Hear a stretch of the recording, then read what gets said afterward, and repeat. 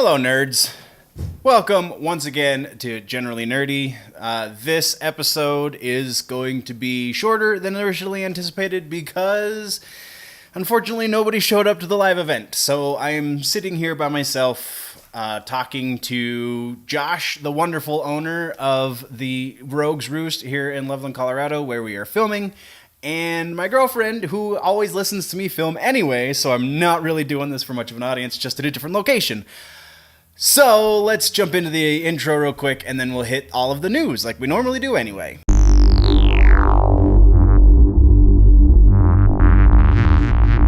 nerds.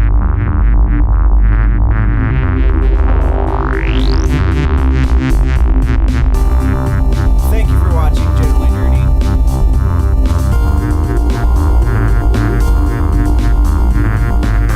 This is your week in Generally Nerdy. A little bit of housekeeping before we jump into it. The format change so far has gone really well.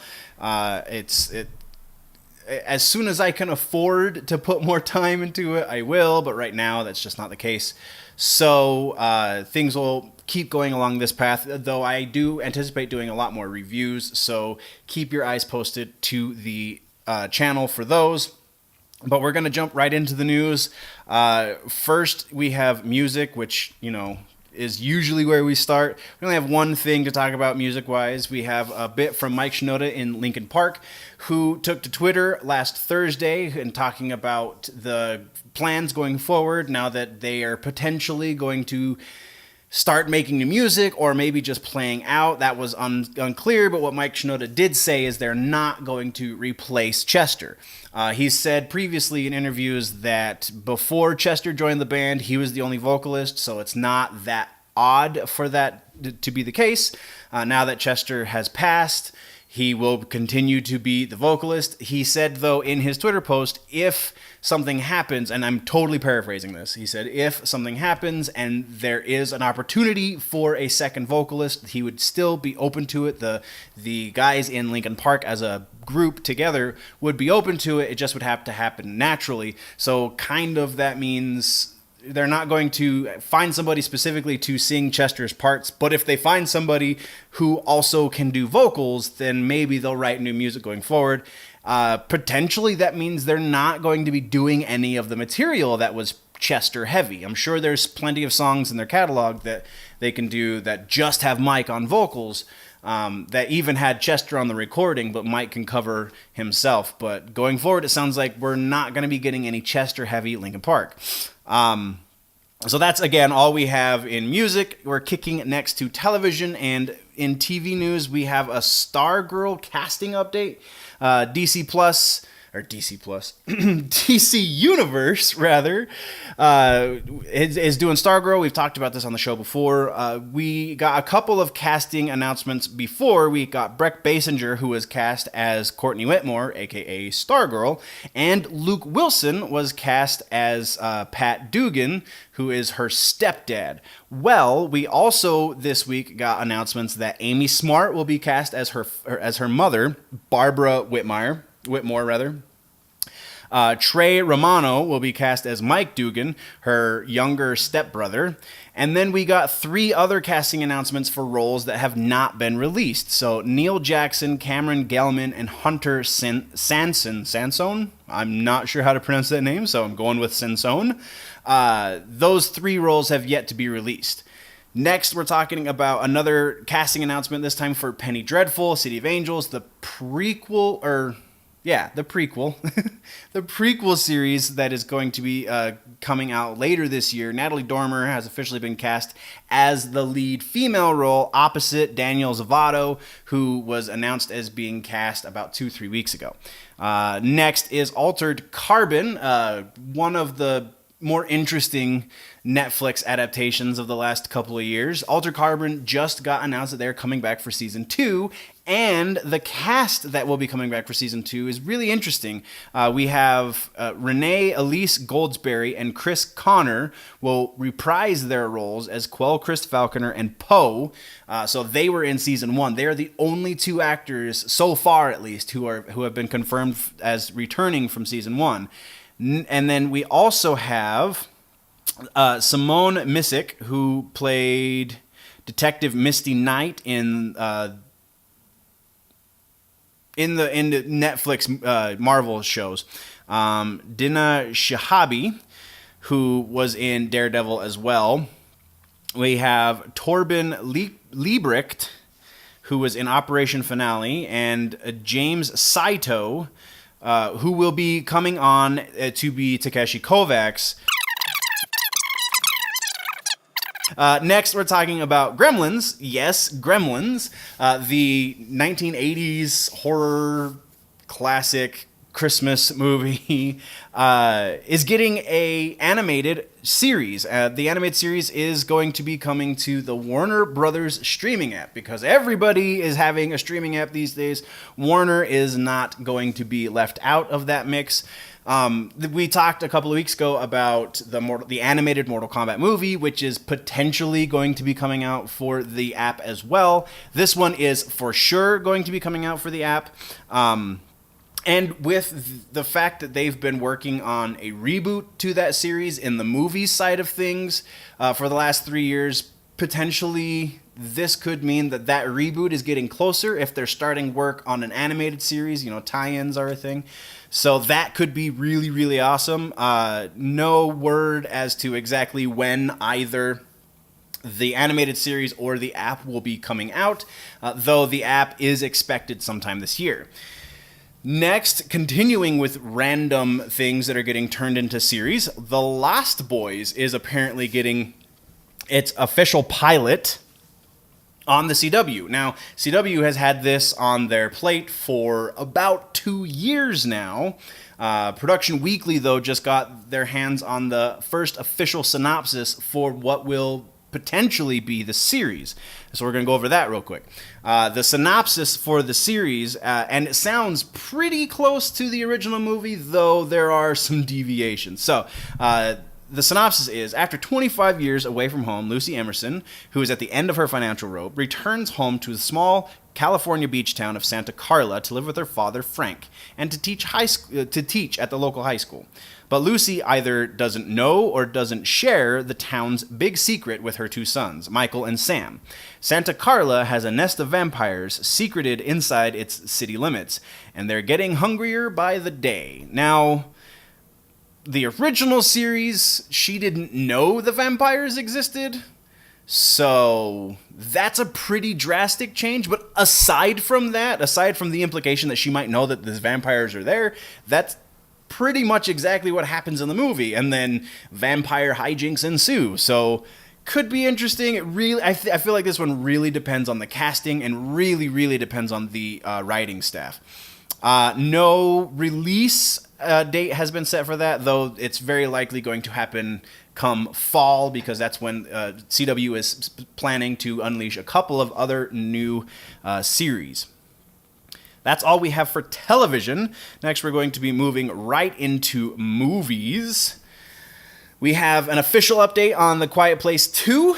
Deadline is reporting that Krasinski has officially announced that he will be coming back as the director. Obviously, he will not be in the movie because his character has died, but his wife, Emily Blunt, will be reprising her role as badass mom Evelyn Abbott.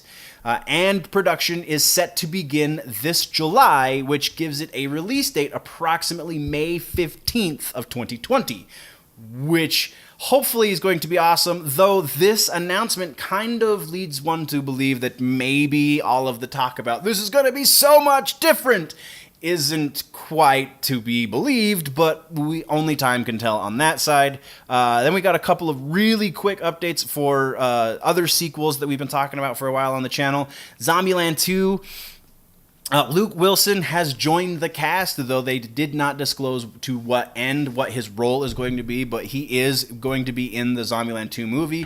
Recent synopsis that has been released kind of implies that there's going to be other factions of humans that our main characters are going to run into in this movie, so very potentially Luke Wilson could be one of the leaders, or a face at least, in one of those other groups. And anytime we get Zombieland stuff, we're going to be talking about it, though that's all we've got for Zombieland this time. Next up is Space Jam 2. LeBron James production company has released their has released their potential release date. That's a lot of releases. July 16th, 2021 is their goal for releasing this movie. And then we're on to The Flash. Now, we've talked about The Flash relatively recently, the Ezra Miller movie Flash. And still nothing has officially come out from DC. Well, as he was doing the press tour for, what was the movie? Fantastic Beasts, I believe. He got asked some pretty pointed questions about the Flash movie, and his responses were pretty interesting. He's talking about how, and I'm not going to read the quote because there's a really, really long one, so we're just going to paraphrase real quick. So he's saying how he's calling it actually a gift to the fans. It's going to be the thing that links all of the DC extended universe. And then he even elaborates a little bit further and implies that it's not just going to extend what we know of as the current extended universe, but it's also potentially going to tie into the original Superman movies, the Christopher Reeves Superman movies, as well as the Christopher Nolan Dark Knight trilogy is going to be tied in there. And that just sounds like a lot of mess. It would be awesome if they can pull it off. There's a very, very slim chance that they're going to pull that off, though. And then, not to be outdone, Zack Snyder, I almost said Scott Snyder. Scott Snyder's the good Snyder. Zack Snyder, though, took to Twitter and to social medias and whatnot and said that his version of the Justice League movie would have been so much better than what they're planning for the Flashpoint movie. And I don't think I buy that one bit, but it's an interesting thing to think about, because if you're going to connect all this stuff that according to the quote from Kevin Smith when he was doing his Fat Man Beyond podcast about a month ago, when he said he was talking to people that were working on the Justice League project, Justice League, and then they called it Justice League when Joss Whedon joined the production. According to the stuff that he was told by people on the production team, there were plans to tie together the entire DCEU. There were plans to make a better movie than what we got, though I don't know by how much, because again, Scott Snyder. Anyway, Zack Snyder. God, I keep saying Scott. Zack Snyder. I like Scott Snyder, not Zach. But yeah, so that's really interesting to think about, Ezra Miller Flash movie tying together that much of the DC movies. Warner Brothers, though, still very, very tight-lipped about whether or not it's actually going to happen. So, moving on next, we got an interesting bit from Kevin Feige about the Guardians of the Galaxy 3 movie. Not only did he confirm that, yes, they are going to be using James Gunn's script, but we kind of knew that through rumors and such over the last month or two. But he's also kind of shooting down some of the rumors about the extent to which James Gunn was involved with the cosmic side of the MCU. His quote is, and I quote, "His influence was Guardians. It was Guardians. It was his input on Guardians and the Avengers films, as you've seen in Infinity War, and the Guardians 3 script, which we're still using. So you'll see that influence. I think online, sort of the notion of, quote, architect across multiple cosmic things, unquote, was slightly blown out of proportion, end quote." There's a lot of quote inside of a quote inside of a, wow, that's 16 walls. Okay, so I honestly haven't seen a lot that's been talking about this, so I don't know where he's saying that it's like a buzz across the internet, but it's good to know that what we have of the MCU isn't going to be as fractured as apparently some were thinking it was going to be, because James Gunn is gone. It is going to still maintain its stability, I guess is the way you could say that. So I'm very interested to see how the Gunn trilogy will come to its conclusion. But now we're skipping on over to gaming news, and we've got a couple bits in games. We have more Apex Legends rumors. We talked, I think it was sometime last week. Might have been 2 weeks ago, but it might have been sometime last week. My brain is just fuzzing all of these days together. We talked about two potential new characters in Apex Legends, as well as new game modes. From other sources I've read since then, the game modes have been a little bit more set in stone as far as what they potentially could be, though again, it's still very much rumor because Respawn has not said anything about it. But those game modes would likely be single player and I don't remember what the other one was now because I didn't write it in the notes, but single player at least, so it would be a proper battle royale. Well, now and then the two characters that we talked about previously. Now there's another new character who they're calling Prophet, who has some sort of precognitive powers, as well as ranked game mode. This is all again from data miners. It's really not a huge secret that these are rumored right now, but Respawn has not confirmed any of it. So the rest is up to speculation, and we are moving on to Mortal Kombat 11. Like I said, we're probably going to be talking about Mortal Kombat 11 every time we talk video games until the game comes out next month, or in April, rather. So more rumors about who could be filling up the final fighter spots for Mortal Kombat 11. We've gone over some of the confirmed characters. We're not going to go over that again until we get a little bit more solid confirmation. This one, though, is super interesting because it comes from Kari Hiroyuki Tagawa, who played Shang Tsung in the first movie, because Shang Tsung was not in the second movie, thank God. But, so Ed Boon, and I'm going to step this back a little bit before we get to the Kari bit. Ed Boon, about a month ago, said something about faces, and that we're going to be seeing some big faces in Mortal Kombat. And then we got the Sonya Blade reveal that she's the UFC fighter, wrestler chick. I can't think of her name now.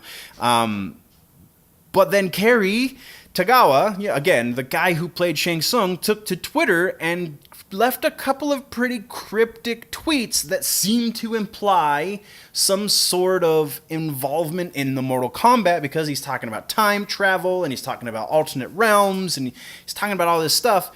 So are we going to, the big question here is, are we going to be seeing Kari Hiroyuki Tagawa be the face of Shang Tsung in this game? That would be so freaking awesome. But I don't need Shang Tsung. Shang Tsung, I guess, is a big fan favorite, so it kind of makes sense, but I don't need Shang Tsung in every game. I really don't need most of the characters we get in every game. I feel like there's room that we could get more unique characters, though going too far over that boat, we're going into Deadly Alliance and Deception territory, and that's just silly. So they're walking a fine line, and I feel like the confirmations we've got so far are almost all old characters, save for one playable. So this, I don't know if this is a good rumor or not. That remains to be seen. But it'll still be cool if it's true. It'll still be cool to see Kari Hiroyuki being the face and potentially the voice of Shang Tsung again. Next, we are talking about Outer Worlds. It's the Fallout 4 / BioShock thing that they released previews for at E3 and the Game Awards and so on and so forth. Steam may have just leaked the release date. It seems August 6th. They immediately took it down, but the internet is a thing and people save it and screenshot it and all that jazz. So it seems August 6th, which is a Tuesday, which is a day that games come out. This is the only other absolute game that we know is coming out this year that I'm super stoked about. So the more we get about this, the more we're going to talk about it. And then our last bit for gaming is a super interesting one. It's not about a specific game. This is more, this is console-wise. Nintendo and Xbox seem to be doing a team-up. There have been rumors in mainstream media outlets, Game Informer, rather, Direct Feed Games, and French news outlet Jeux Video are saying that Microsoft is teaming with Nintendo to roll out the Game Pass system on the Nintendo Switch. And just a couple of days ago, they got word that there's going to be some AAA titles released on the Switch as well, which could potentially include Halo and Gears of War and Destiny. Maybe not Destiny, but still, like, Xbox exclusive games are going over to the Nintendo because the reasons, that just seems like such a weird thing. And then I also saw a rumor today saying that once that happens, Microsoft is eyeing potentially doing it also with Sony for at least the Game Pass side of things, not necessarily for their AAA console exclusives, but for Game Pass, which has some older AAA console exclusives included in it. So just doesn't make sense, but it's really interesting to think about. That gives a whole new idea to the cross-platform play. And then our last section for the week, just like it always is, and then we're going to get into the conversation bit, though it's going to be a more of a one-sided conversation because, again, nobody showed up, and I feel like a jackass, but whatever. We're talking comic books. Spider-Man Deadpool crossover comic that has been going for some time now. Marvel just released their pre-previews information, so the stuff that they released before they actually released the proper previews. So it's all digital mostly. In the announcement, they said that May will see issue number 50 for Spider-Man Deadpool crossover, and that will be the final issue of the book. Though how long-lived that's going to be, Lord only knows, because it is a pretty popular title, so they very likely will bring it back. It'll just probably be a few years before we see it again. Next is also Spider-Man related. We got also in these pre-preview information, there's going to be another person added to the Spider family. The Spider-Verse, whatever. His name is Spider-Bite. He's going to be coming out in the Friendly Neighborhood Spider-Man issue number 6, and it just looks like a little kid Spider-Man. Like, it could be a girl. I mean, obviously anyone can be under the mask, but why do we need another Spider family? Why is that necessary? I don't understand it. Just looks like whatever. Marvel, keep doing what you do, and maybe DC will overtake you in sales one day. Speaking of sales, we have a really interesting update from Diamond Reports. This is our last bit of news for this episode, but we have a really interesting bit from Diamond. This is the first time, I mean, comic book sales fluctuate. This January, though, the numbers have finally come in, and this January is up 10% from last January, which is one of the biggest jumps we've seen for quite some time. Usually it kind of trends down or kind of flatlines across, but this time it went up. The 10% is pretty significant overall. Granted, we're still 25% down from where we were 20 years ago as far as sales go, but this is a good direction to be heading. Hopefully, February sees similar growth and we can continue going up, and then wonderful retailers like this one that I am recording in right now will be in less of an issue of whether or not they're going to be able to keep their doors open in the future. So that's actually really awesome, and I feel like that's a really great note to end this on. So I'm going to reset my cameras, and we're going to start on the conversation topic for this episode, which is anime and comic books. Are they children's literature, or is that just what normal society wants you to think?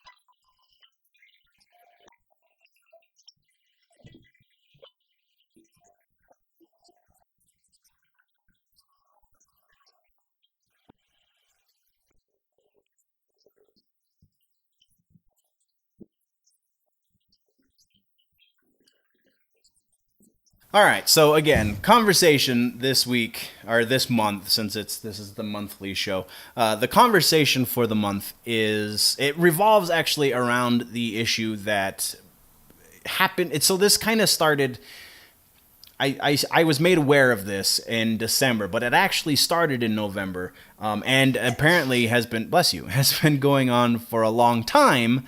I just kind of felt like popular culture had come into lockstep, as far as this is concerned anyway, had come into lockstep with nerd culture in the acknowledgement that obviously comic books are a medium just like any other medium. And anime as well is a medium just like any other medium, in that portions of it, sure, are intended for children, but portions of it are very much intended for adults. So the thing that kicked this big debate off, the big hullabaloo, is Bill Maher, who in November wrote a blog post after the death of Stan Lee, very, very soon after the death of Stan Lee, I believe within just a couple of days. And I'm not going to read the whole thing because we all are aware of it, at least at this point. But basically, he says that Stan Lee inspired millions to, quote, I don't know, watch a movie, I guess. And that just seems incredibly short-sighted. To which, as you would expect, a lot of people had issues. So he went on his show and kind of doubled down. And then we got comments. Where did it go? We got comments from Kevin Smith on one of his podcasts, on the Hollywood Babylon podcast, about how Bill Maher's just taking shots where shots don't need to be taken, because while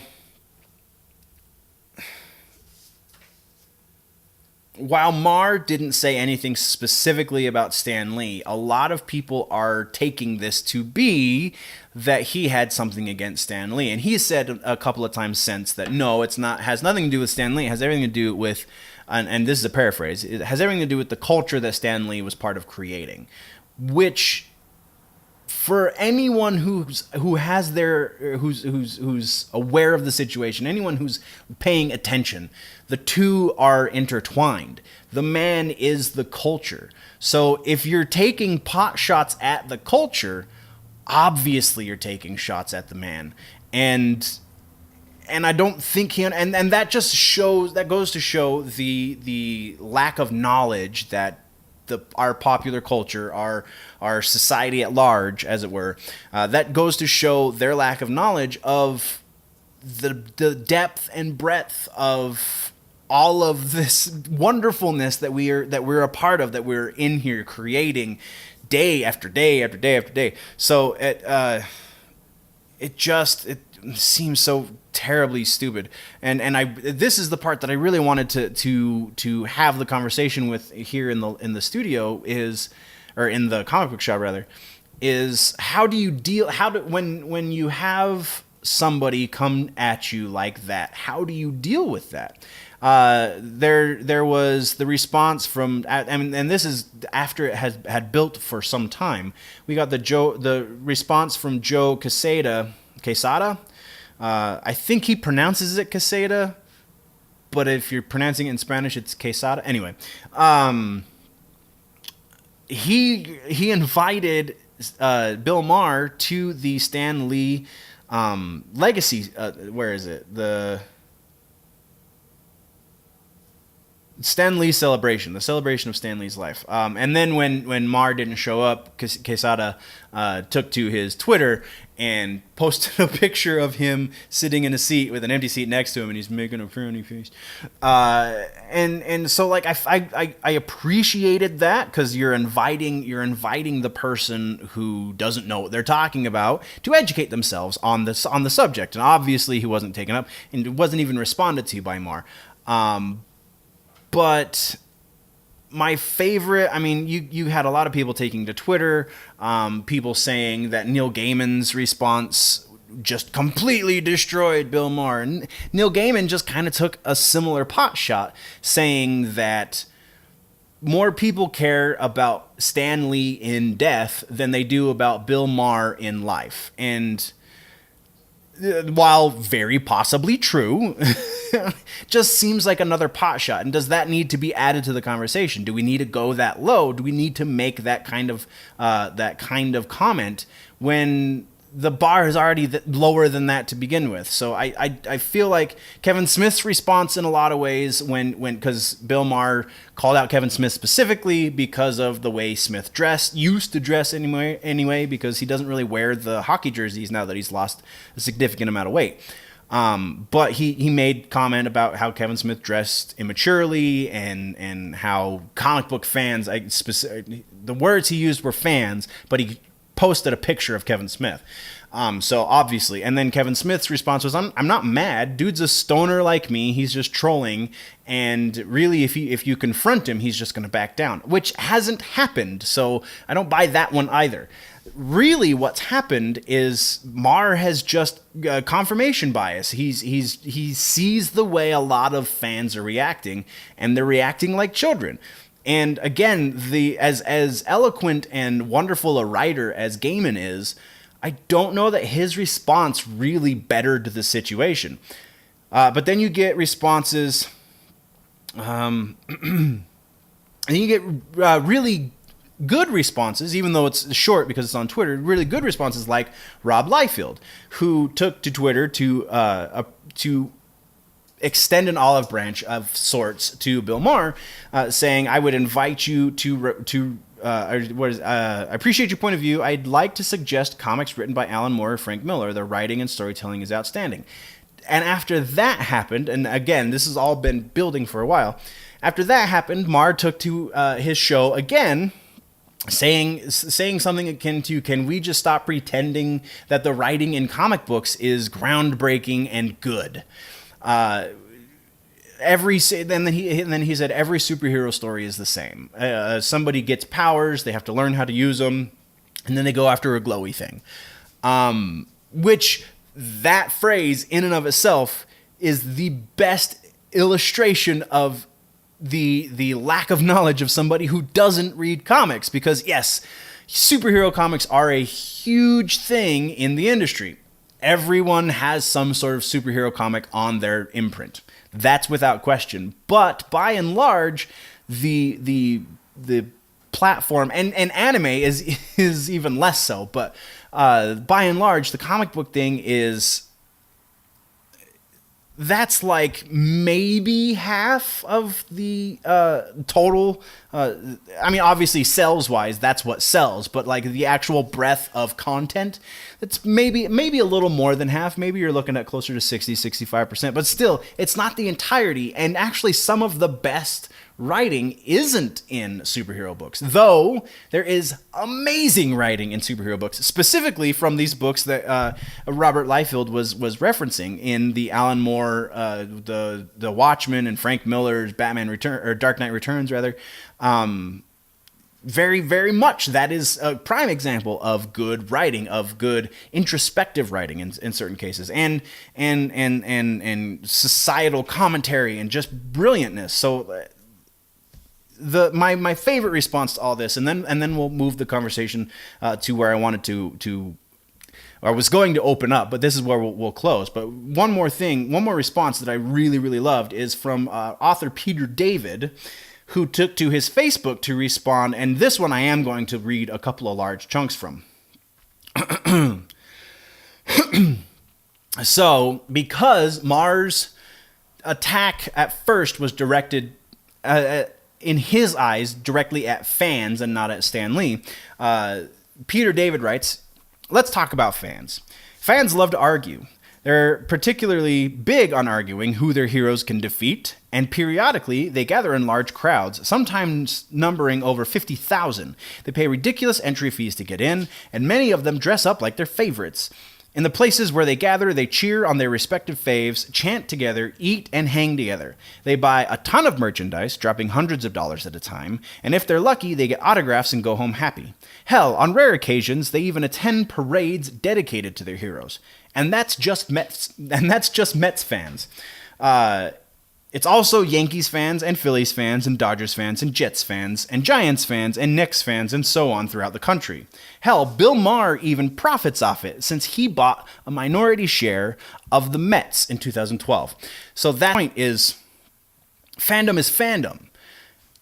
Just because your fandom has been more widely accepted by mainstream society, by popular culture, just because your fandom has been, I mean, comic books arguably are one of the oldest art forms. It's an adaptation of possibly the oldest art form in the world, because we've been telling stories with pictures since we could draw on the sides of cave dwellings. So the argument of, well, my fandom's older, so it's more legitimate, doesn't really hold water if you really want to get into those details. So, and then, I mean, this is quite a lengthy Facebook post that he went into, but he explicitly calls out V for Vendetta, From Hell, 300, Sin City, some really incredible books that most people are unaware of because they're not in the culture.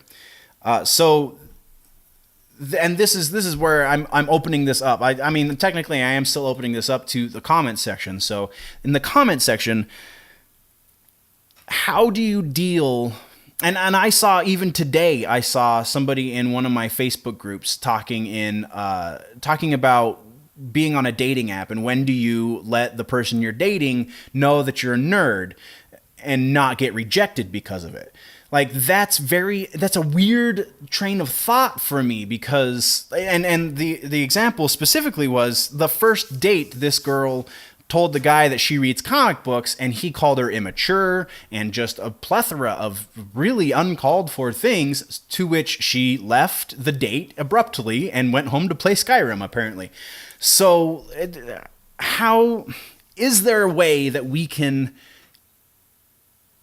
bring more to the art form? Is there a way? And I made the connection to anime as well, because I feel like I've heard this argument more for things like Akira and like Trigun and Samurai Champloo and Cowboy Bebop. Like, these are animes that are not intended for children. These are animes that are amazing. Akira, very, very specifically, that's why I chose to use the cover image for all of the promotion for this, is because it's a wonderful piece of art. Whether or not the story propels you to do anything, or whether or not the story moves you in any way, I feel like is kind of secondary to the amazing piece of art. Yeah, the story gets really convoluted in a lot of animes, and in a lot of comic books, there's crazy convolution, but is there a way to communicate art to the masses, and art that is mass-produced even, because that apparently somehow delegitimizes it in the eyes of a lot of popular culture types, because Rembrandt did one painting of this one piece. Yes, it's been copied a bunch of times, 1,000,000 times or whatever, but the original is just the one. Whereas we don't really see the originals for the cells in the animation or the comic book pages, unless, again, you've got hundreds of dollars, thousands of dollars in certain cases. Is there a way to communicate that art is art, and just because this art is for a certain certain subgroup of people, it's not illegitimate. It's, in fact, deep and meaningful and moving and beautiful across the entirety of society. There is something in any comic book. There is something in anime. There is something in all of these art forms that can speak to anyone. So to call it just children's literature is immature, is uneducated, and shows your ignorance. Thank you guys for joining us on Generally Nerdy. Once again, we will be doing this once a month, again, assuming Josh allows me to come back after nobody showed up today. We will be doing this once a month, though I have a feeling that the Monday thing is going to potentially change to like a Tuesday when the Rogues Roost is open normally. The reason I've been choosing Mondays is because they are closed, so we could focus the conversation into this, but as it seems, everyone just assumes this store is closed every Monday. Perhaps we'll try a couple on a regular business day to get the conversation going, and then we'll potentially switch it back to Mondays. But next month, we're going to be talking about voiceovers, voice acting, and is it offensive to existing voice actors for face actors to get in the game? I feel like there's a really interesting conversation to be had there, because there's some amazing voice talent that never cross over into acting on television. Rob Paulson is a prime example. Robert Paulson is the dude that voiced your childhood. You will recognize his voice. He did Yakko on the Animaniacs. He also did Pinky on the Animaniacs, Dr. Varenbon's Scratch and Sniff. He did some Disney voices. He's done a million voices that you will recognize instantly. And a dude like that potentially is losing out on work because I can't even think of a face actor who's doing voice right now. There we go. Michael Rosenbaum. Because Michael Rosenbaum wants to voice the Flash. Like, Michael Rosenbaum is an actor. He's been in movies. He's been obviously Lex Luthor on television. So like, there's acting is acting, yes, but certain, I feel like, I don't know. It's an extension of this conversation, because even though people assume animation is for children, somehow we still have a lot of big name face actors, big name live action actors who want to get into the voiceover domain. So how do we make that disparity? How do we address that? It's an interesting conversation, so that's what we're going to be talking about next month. And if you are new to the channel, then please subscribe. If you like the episode, click the like button. You can show up if you're in the Northern Colorado area. Again, once a month, at the end of the month, we will be doing this. And there's a website, generallynerdy.net. Go check out the website. There is a Patreon page so you can support the channel more directly. Patreon.com/generallynerdy. There's 5 tiers on the Patreon. You get more content on almost every tier. The top 2 tiers, you get all the content, and then you get credit for helping create the content. So check that out, patreon.com/generallynerdy. And before you do, guys, always remember that if it's generally nerdy, it's probably here.